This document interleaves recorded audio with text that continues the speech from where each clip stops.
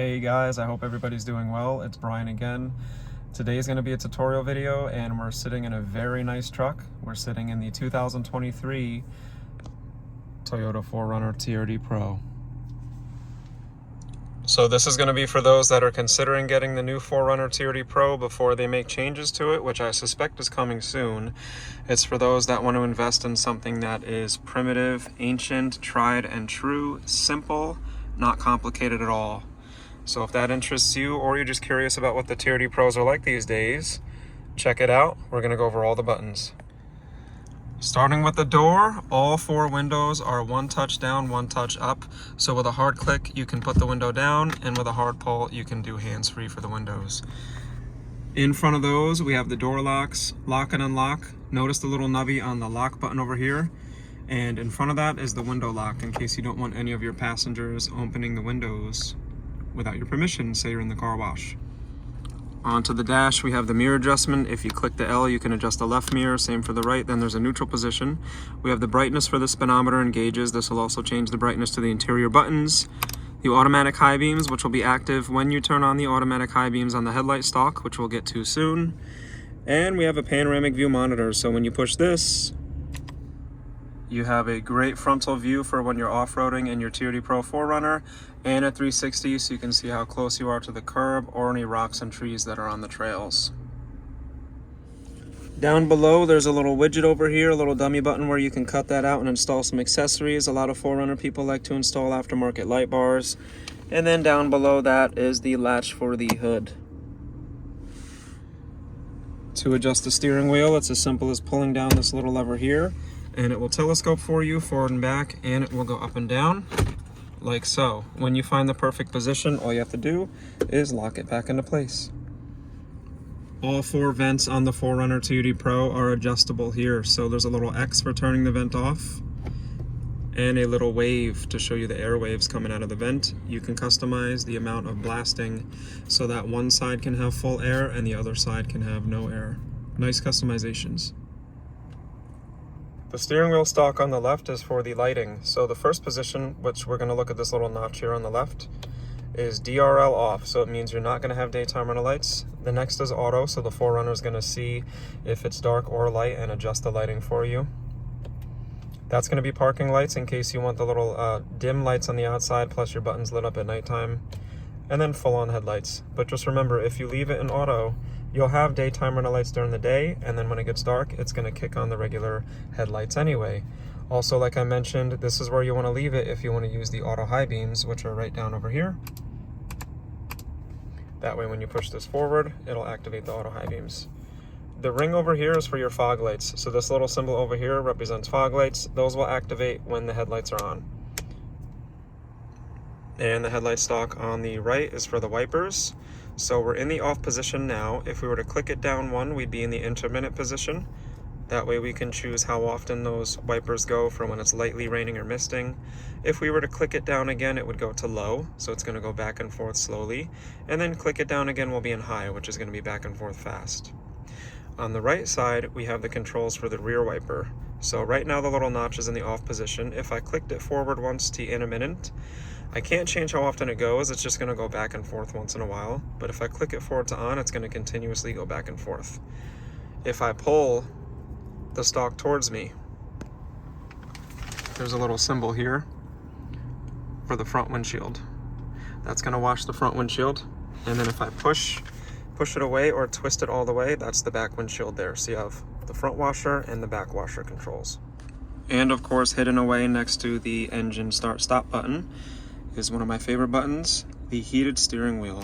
So by pushing that, you have the steering wheel heating up for you to heat up your hands on those cold days. The steering wheel is fairly simple. Starting on the left, we have the volume control, which is horizontal, and we have the presets control, which is vertical here. And this is going to be all for the audio, or you can change the volume to your phone calls. You can make audio commands here, and if you're connected to CarPlay or Android Auto, by pushing and holding that down for 3 seconds, you can use those virtual assistants. The button below is going to be a mode button between AM, FM, Bluetooth, or Sirius radio, but by pushing and holding it, it'll pause and mute the music. Then down below that, the last button on the left side, you have the answer or hang up buttons for phone calls. Onto the right side of the steering wheel, there is a pad here with arrows that go in all directions, a select button, and a back button. This pad with the select and back button solely operate the MID screen, which is the center screen over here, which we're going to get into next. And right below that, we have a page saver. So when I push and hold this, it'll actually save my favorite page on the MID. That way, no matter where I am in that MID, by pushing this, it immediately goes to the page that I set as my favorite. Then down below here, we have the cruise control. So the lane departure alert is not a part of the cruise control, but it can kind of be. When you push that button, you'll get a little symbol there on the top right of the MID in green. That symbolizes that the lane departure alert is on. All it's going to do is beep. It's not going to steer you back in your lane. But this sensitivity button here activates with the cruise control. So to use the cruise control is very easy. You just push this on and it's going to say radar ready. And you're going to get a little symbol right up there that looks like a car with an arrow and a speedometer. That's going to be your radar cruise control. So what that does is, that means your 4Runner is actually going to sense the vehicles in front of it, depending on your sensitivity you picked, and it's going to slow down and keep a safe distance. So you can pick the distances right there. But check out the way the symbol changes if I was to turn this off and then push and hold the button down. So here's the original symbol for the radar cruise control. But if I was to push and hold that button, notice the change. So it's just a speedometer with an arrow. That's your steady cruise control. So that's the old school one. That's not going to have any sensing. So say you're a little scared about the automatic one, or you're a little old school, you still have the old school cruise control. But how to use it completely is I push this down, it'll say radar ready, and then I set it like this. Then I can increase speed, decrease speed, and then I can cancel and resume, or turn it off like this. Remember, pushing the brake also turns it off as well. Inside the center console, once opened up, I have a little box here for tissues and a pen clip, and down below a 12-volt plug with a little coin holder and nothing else. But moving forward from the center console are a couple different buttons and levers here. This is for the automatic back windshield. So by pushing this down and holding it for about a second, the back windshield will go down. If I pull it up for a second and release, it also comes up automatically. Then the buttons right next to that are for the driver and passenger heated seat. Notice there's a little notch so I can control how much heat. It's not like an on-off, there's actually a range of heat that I can get. The little orange light over here will be lit up when that is on.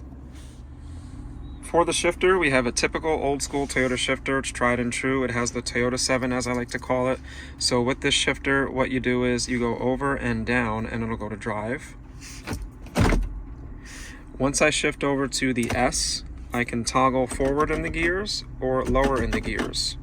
And you'll see on the MID, on the top left, 3, 4, 5, or backwards, I can control those RPMs and control those gears, which is really nice, especially for going up and down hills. Back to drive. Of course, I have neutral, reverse, which will give me the great camera that I showed you before, and back to park. There's no electronic automatic parking brake like on a lot of the new Toyotas. So for the parking brake, while pushing the brake, all you have to do is push this down, and you'll see it says park right down there on the bottom left. Then to release, all I have to do is push the brake, push down the parking brake on the left, release, and take my foot off the brake. For the 4-wheel drive, I have a simple little diagram. Most of my driving will be in high 2, which is going to be rear-wheel drive. So while I'm driving, I'll be in rear-wheel drive most of the time. However, if I need to go into high 4, which is 4-wheel drive for higher speeds, I would say probably around 45, 50 miles per hour is as fast as I would take the 4x4 system. All I would have to do while driving is pull this down. Once I pull that down, there's going to be a little blinking green symbol there of the 4-wheel drive system. And when the wheels are rolling, which I'll roll forward a couple feet, you'll see that's going to go solid. I can also take the 4-wheel drive system out of 4 high while moving and just go right into high 2. So this is what we call 4 high on the fly. You can change this while moving. However, in order to go into 4-wheel low, there's a little bit of a process. So I'm in 4-wheel high, as you can see by the little green symbol over there, but I want to get into 4 low. The first step is to come to a stop and shift into neutral.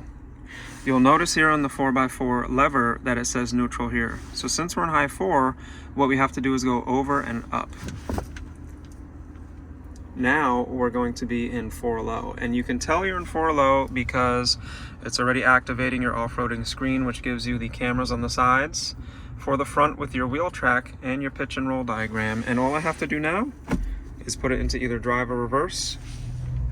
You'll also notice on the display here, a couple different of the automated systems are turned off. The vehicle stability control, the traction control, also it tells us we're in 4 low, and the pre-collision system is turned off so that it doesn't try to activate any self-braking because we want to maximize traction. So the only thing I have to do now is just let my foot off the brake and I'm officially in 4 low. But how do we get out of 4 low and get back into 4 high or 2 high? Well, first thing we do is come to a stop. We go back into neutral, which is the same process of getting into it. We'll take this down, put it into neutral, back down to 4 high. You'll see all of the automated systems turn back on. And then what I can do is either put it right back into high 2, or I can drive it into high 4 like this. And then once I'm in high 4 driving, I can just click it back into high 2, like so. Couple buttons by the shifter here. We have the USB plug here, which is going to activate your CarPlay or Android Auto, which is not wireless on this vehicle because the 4Runner does not have the new Toyota infotainment system. Not a problem for really anybody. And this is an upgrade that came from the factory. This is the dual USB port, which has a higher power here and a cool little blue light that's a little brighter and different color than all of these lights, but nobody has a problem with that because it still matches in blue. The climate control is very easy to use. We have these 2 large knobs here, which are going to be the passenger and driver temperatures. So notice the 2 different temperatures. And then what I can do is I can synchronize just by turning off dual.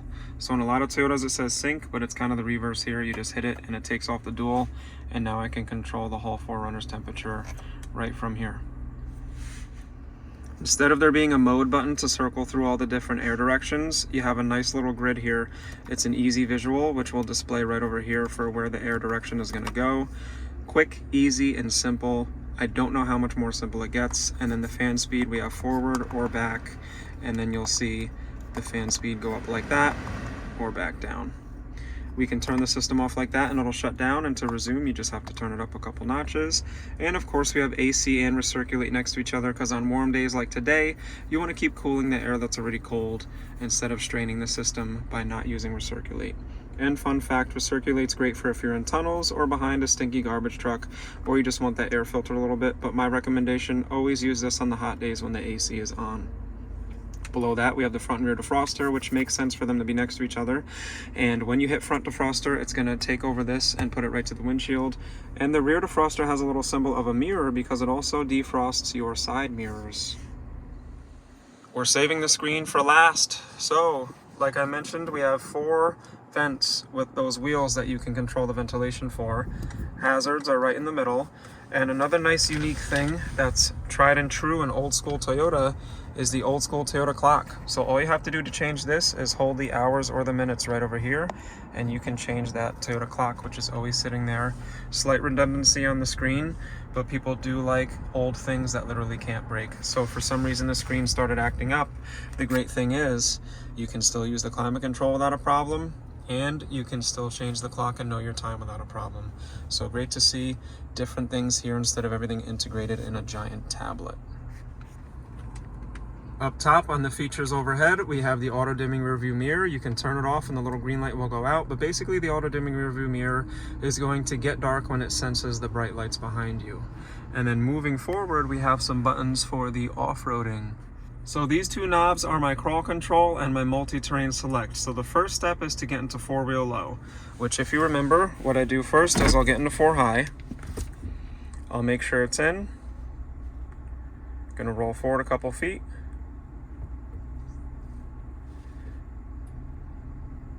Then I go into neutral, over and up, and in 4-wheel low, pick my gear, and now I can activate my multi-terrain select and my crawl control.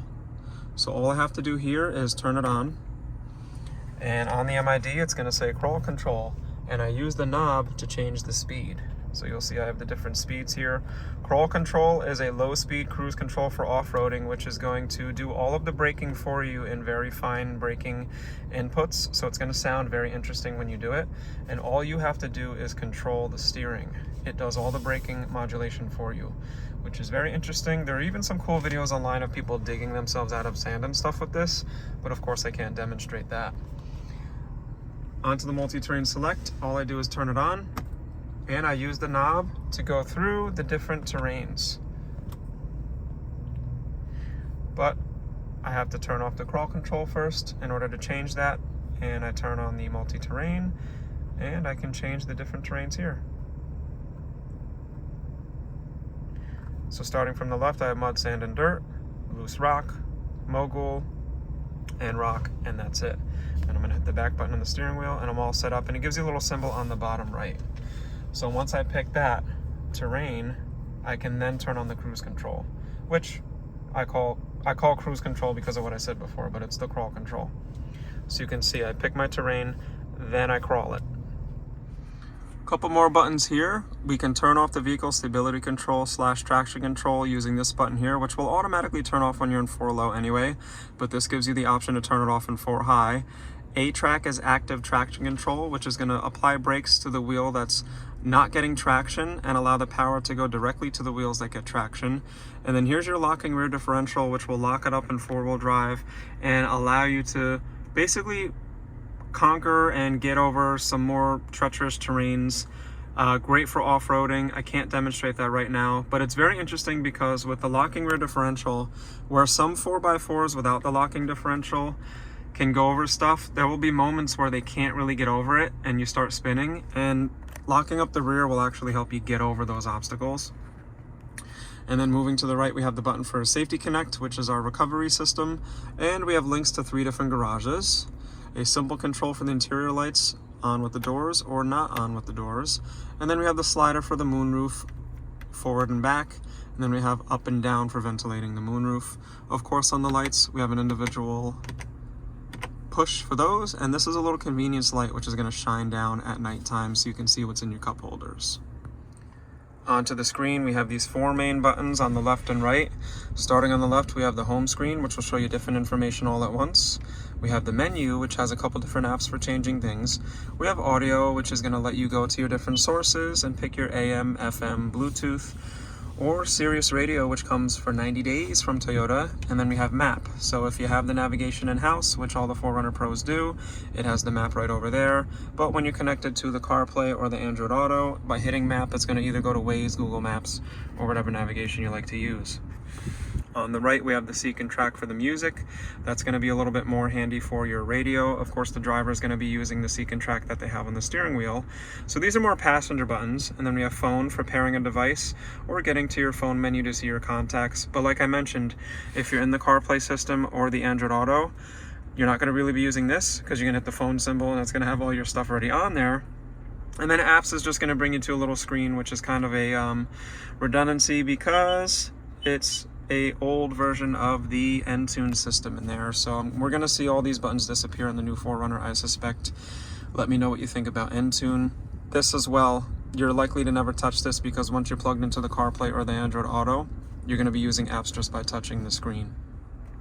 The knob on the left is the power and the volume for the music, and then the knob on the right is for your tune and scroll for the radio.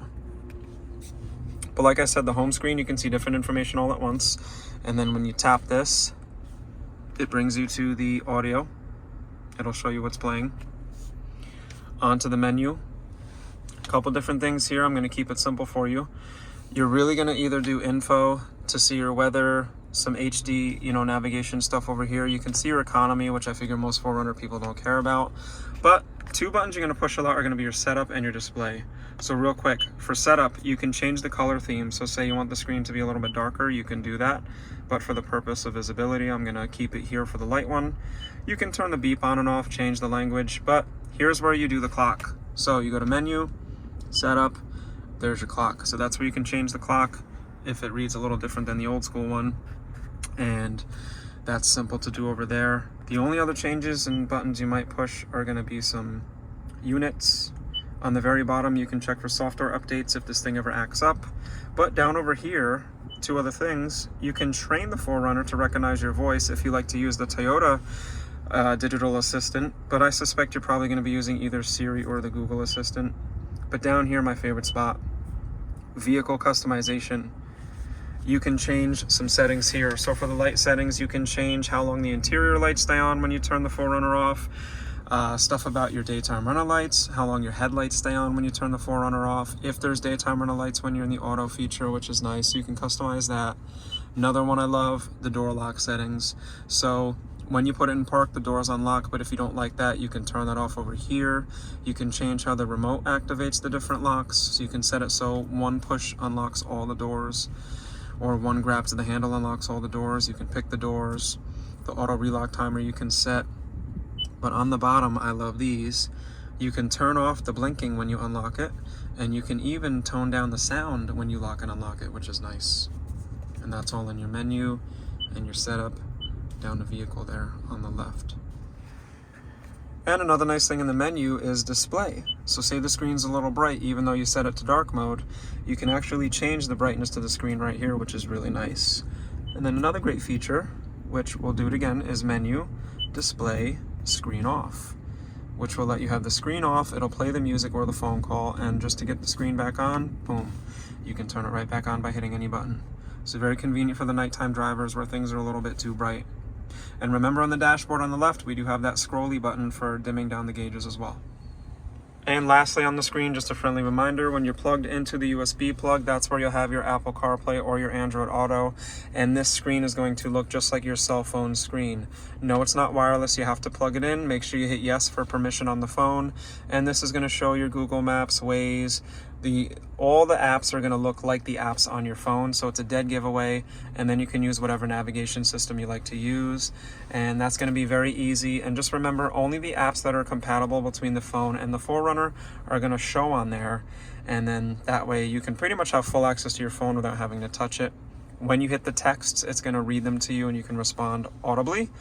But the great thing is you'll be able to bounce back and forth between the Toyota software and then the phone software just by pushing on the buttons over here and bouncing back and forth.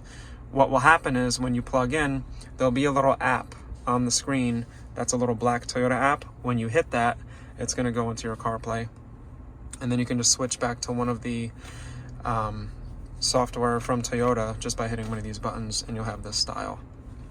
But for the new owner, I already know he's going to like the darker style. Let's see how the red looks. That's pretty cool to match the red stitching on the floor and the seat. I hope you all enjoyed the tutorial of the 4Runner TRD Pro. I was unable to do a review because we were so tight for time today, but I wanted to squeeze some information for my 4Runner people. If this helped you, please give it a like. Please consider subscribing. I promise it'll be worth it because I have more valuable Toyota content coming for my current subscribers. Thank you so much. You guys are the reason why I do this, and I will see you guys in the next video. Peace.